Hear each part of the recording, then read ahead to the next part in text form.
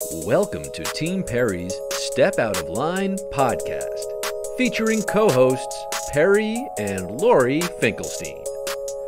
Together, they explore, meet, and share inspirational stories with guests who have made a positive impact in today's world. This podcast resonates with our hope to make this world a better place one step at a time through love, acceptance, and uplifting conversations.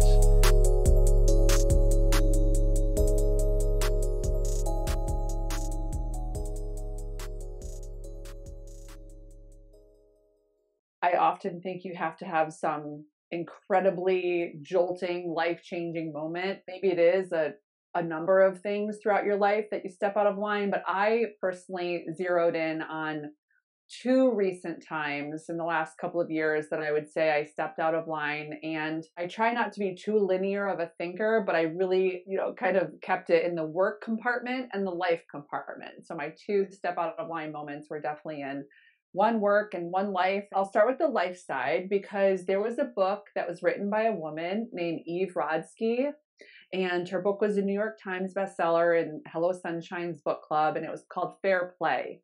And Fair Play really shined a light on the domestic imbalance of labor in the home. So historically, so much caregiving work falls on women.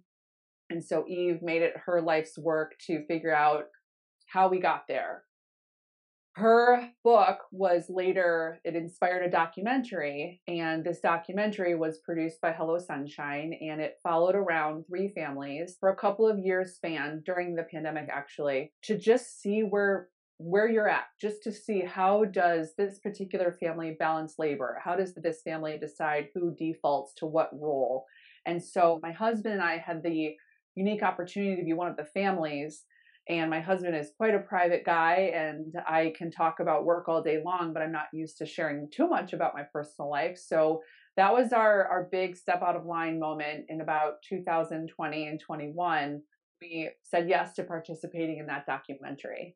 I have a hard time listening back to podcasts, hearing myself talk. How did you do that for that amount of time, having people literally in your personal business all the time? When that door opens, are you okay with closing it, or are you just willing to walk through and see what's on the other side? And I'm a person that falls in the latter. Like, we couldn't have not taken the opportunity to grow. It was quite unique in that it wasn't just my opportunity to grow, right? It was a joint decision for my husband and I to do this. Again, Fair Play follows around a number of families, including Eve's family, but it was something that all along, I am quite a type A person, and you tell me what to get done, I will get it done. But throughout the process, it was very much we just want to see how you guys are tackling this. And I personally found that really difficult to move forward without the answers.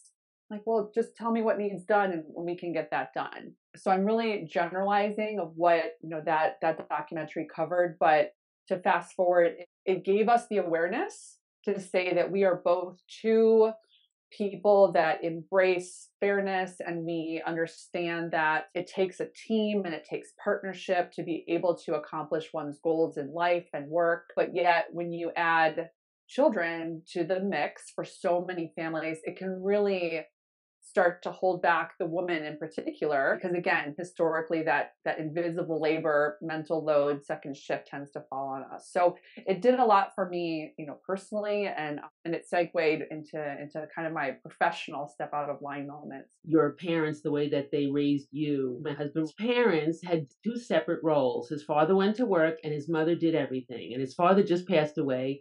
And I was speaking to my husband, I said, I've never seen your father open the refrigerator. And he's like, I don't think he's ever had to open the refrigerator. And I was like, oh my God. Because I don't do that for my husband. He has to, what's for dinner? I don't know, go see what you could find. That's my answer, because I'm busy. And I realized then how foreign it must be for him to have, gotten married and had to learn how to fend for himself.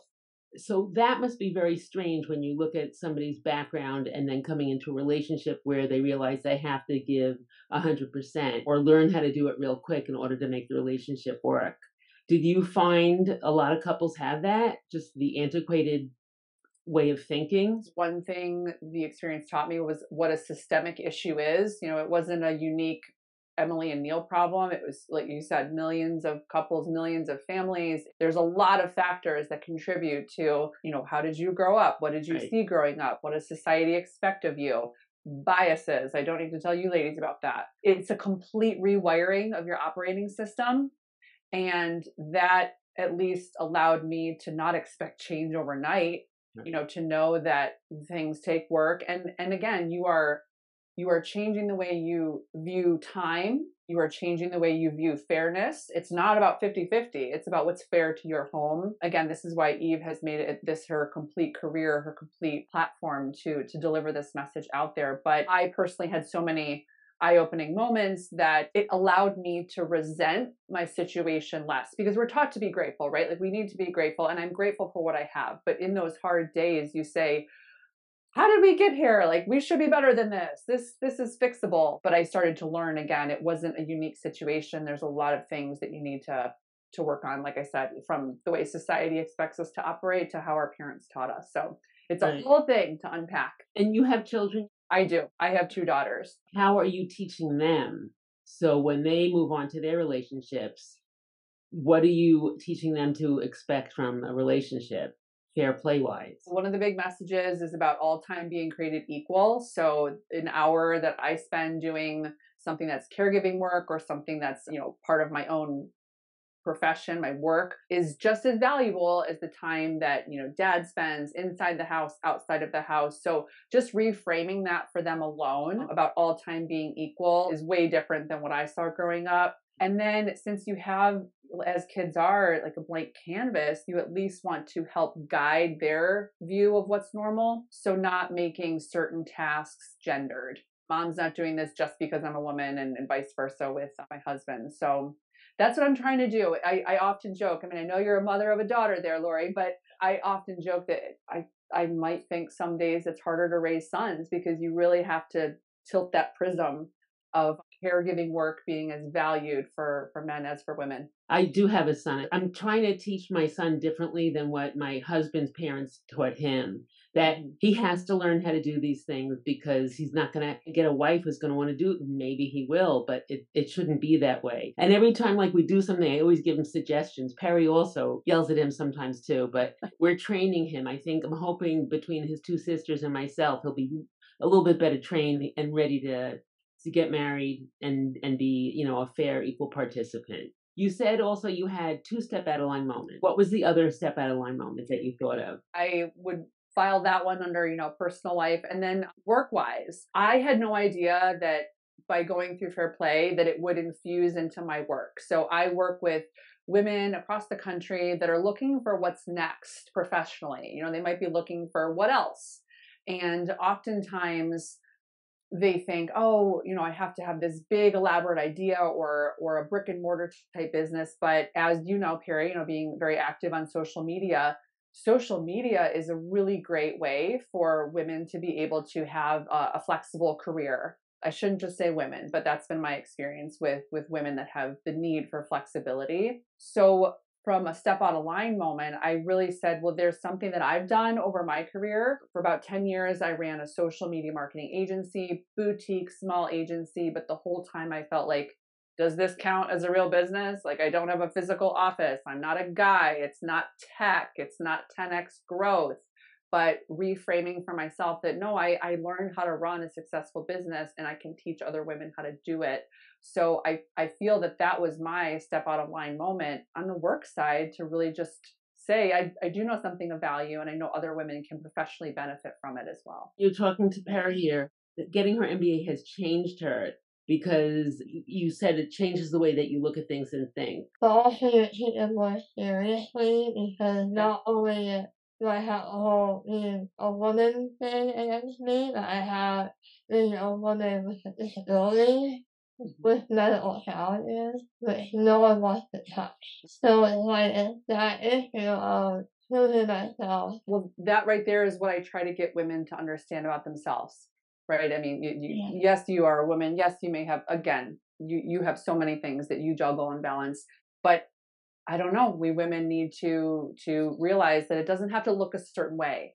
that is what I struggle with so much of.